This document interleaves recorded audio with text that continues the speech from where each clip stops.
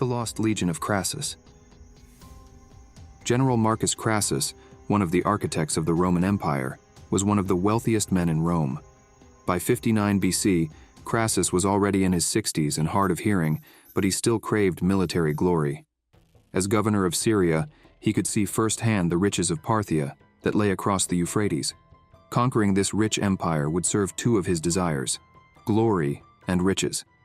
In 53 BC, he convinced the Senate to let him lead 42,000 Roman soldiers in a battle against Parthian general Suzanin.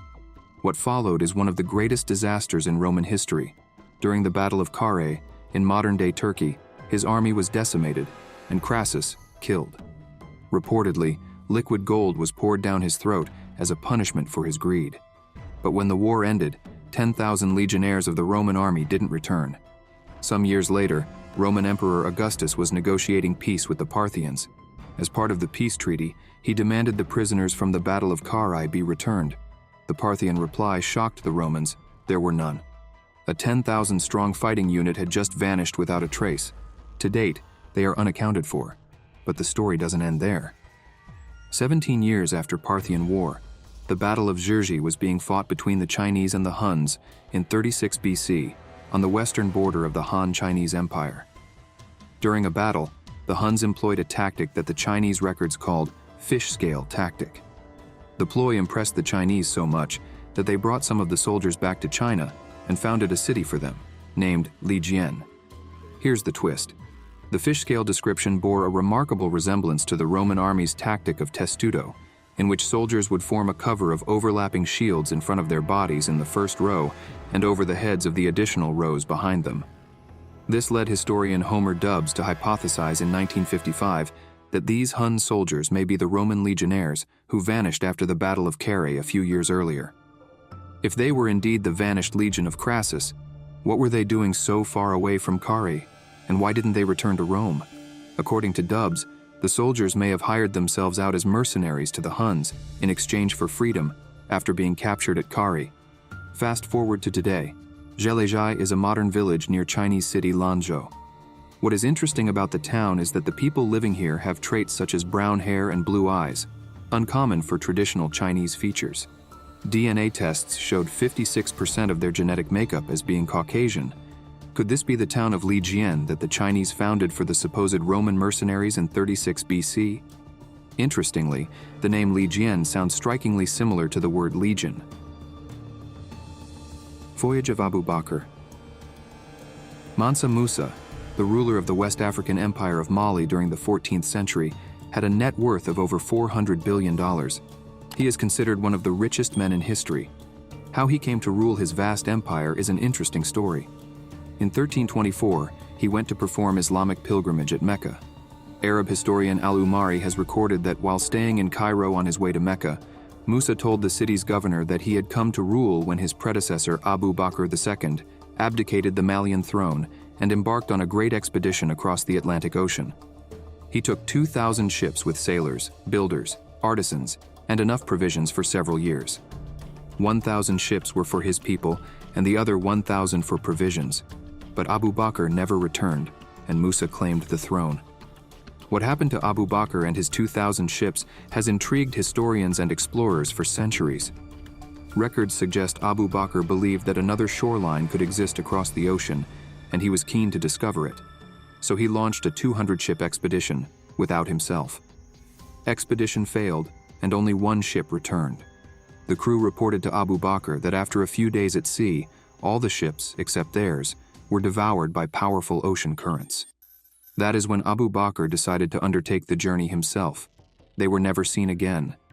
Did they meet the same fate as the previous expedition? 2,000 is a large number of ships to be swallowed by the seas without leaving some trace.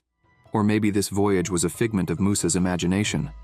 Researcher Van Sertima uses archaeological evidence, eyewitness accounts, oral traditions, and most importantly, Christopher Columbus's logs, to posit that not only did the expedition happen, but they even made it to the other side of the Atlantic. According to Columbus, natives of Hispaniola claimed that black-skinned people from the south, with gold-tipped spears, made contact and traded with them. The metal was called guanine, and it originated in Africa. Van Sertima also pointed out similarities between Olmec statues in Mexico and African facial features. One source claims Abu Bakr reached the Brazilian coast and established a colony naming it Bure Bambuk, after Mali's goldfields. But if all these reports are true, wouldn't it mean Abu Bakr discovered the Americas before Columbus? Was this simply a story concocted by the Malian ruler to impress his Egyptian guests? Or should Abu Bakr take his rightful place in history as the man who actually discovered the New World? It seems far from solving its own puzzle. Abu Bakr's voyage has become a part of a bigger mystery. Lost Army of Cambyses. Traveling through the Sahara Desert can be deadly, especially for a marching army with limited supplies. One such invading force was that of the Persian Emperor Cambyses, who was completely unprepared for what lay ahead of him. Around 2,500 years ago, King Cambyses of Persia, son of the renowned Cyrus the Great, led 50,000 soldiers to conquer the Temple of Amun in Siwa Oasis, held by the Ammonians. This move was aimed at subduing the rebel leader Petubastis, who did not acknowledge the suzerainty of Cambyses. However, an unexpected turn of events unfolded, turning the attack into an enduring ancient mystery. As chronicled by Herodotus, the Persian army ventured into Egypt's western desert near Luxor, but was abruptly halted by a massive sandstorm. The storm was so fierce that all 50,000 soldiers were engulfed by it, leaving them no chance to respond or flee from the calamity. They were never seen again. Strangely, this disappeared army isn't mentioned in any ancient sources, not by the Egyptians, the Persians, or the Greeks. The army vanished from memory until the story regained some prominence in the last century. Starting from the 1990s, successive expeditions have believed they have uncovered a plethora of evidence of the army of Cambyses. Researchers came across several elements, including human remains, along with other items such as a half-buried pot. Several items of ancient warfare were located with the help of a metal detector, such as numerous arrow tips and bronze daggers, that suggested they belonged to the era of Cambyses. Could these be the remnants of the Lost Army? Even if they were, it doesn't necessarily prove the army was devoured by a sandstorm. Archaeologist Olaf Kaper argues that the Lost Army of Cambyses may have been defeated instead of disappearing. According to Kaper, the army's final destination was the Dakhla Oasis, the location of the Egyptian rebel leader Petubastis. As per Kaper, Petubastis may have ambushed the army of Cambyses and destroyed them, after which he let himself be crowned pharaoh in the capital, Memphis. Kaper asserts that the possible reason behind the sandstorm story could have been the Persian king Darius, who, after suppressing the Egyptian revolt following Cambyses' defeat, concocted the sandstorm story to save face. As the winds of Sahara whisper secrets of the ancient past, one question remains unanswered.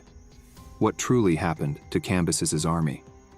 The lost 9th Legion of Roman Empire. The 5,000 men strong 9th Roman Legion, or Legio IX Hispana, was one of Rome's elite regiments. The unit spent a century in the outreaches of the empire, fighting wars and putting down rebellions. Yet this infamous military powerhouse vanished from public records after 108 AD. What became of the 9th Legion? When Julius Caesar became governor of Cisalpine Gaul around 58 BC, he acquired 6 legions of soldiers. Caesar used these troops in an intense campaign against locals. One of these units was the 9th Legion, which grew in notoriety over the following decades. The 9th Legion became Rome's go-to force in key battles and for putting down rebellions. They served in the Gallic Wars, Cantabrian Wars, the battles of Dyrrhachium, Pharsalus, and Actium, and during the Roman invasion of Britain in 43 AD. Despite their skill, their time in Britain did not go smoothly. They experienced a humiliating defeat in 61 AD at the Battle of Camulodunum, also called the Massacre of the 9th Legion. Led by the fearsome Iceni Queen Boudica, Celtic forces killed around 2,000 legionnaires. However, the survivors escaped, recuperated, and joined others stationed in Germany. They continued working in York and Caledonia. But the historical records abruptly end after 108 AD. An inscription on a gate found in York, which turned out to be a tribute to Emperor Trajan, said, "The Emperor Caesar Nerva Trajan Augustus built this gate by the agency of the 9th Legion Hispana. This is the last written record of the 9th Legion." British historian John Horsley noted that, though the Legion had arrived in England in 43 AD, there was no obvious record of the 9th leaving England, something Horsley found very difficult to explain. German scholar Theodor Mommsen claimed that a tribe called the Brigantes had mounted a large-scale attack on the Roman fortress of York around 117 AD and had wiped out the 9th Legion stationed there. According to Mommsen, the defeat of the 9th Legion was one of the things that prompted the Emperor Hadrian to begin the construction of a defensive wall north of York 4 years later in 122 AD. But in the 1990s, several items including tile stamps and a military medal, all dating from 104, 120 AD, and bearing the notation Leg Hisp 9th, were discovered in Nijmegen, Holland. Other research has also revealed the names of senior officers who served in the 9th, but who cannot have occupied these posts earlier than 121 AD. Taken together, these things persuaded most historians that the story presented by Mommsen that the 9th Legion was annihilated in 117 AD in Britain cannot be true. So what happened to the 9th Legion? In the study of ancient history, no sooner does a theory become widely accepted before an equally plausible but completely different theory appears, and hence, the mystery of 9th Legion endures. Ivan Suzanin.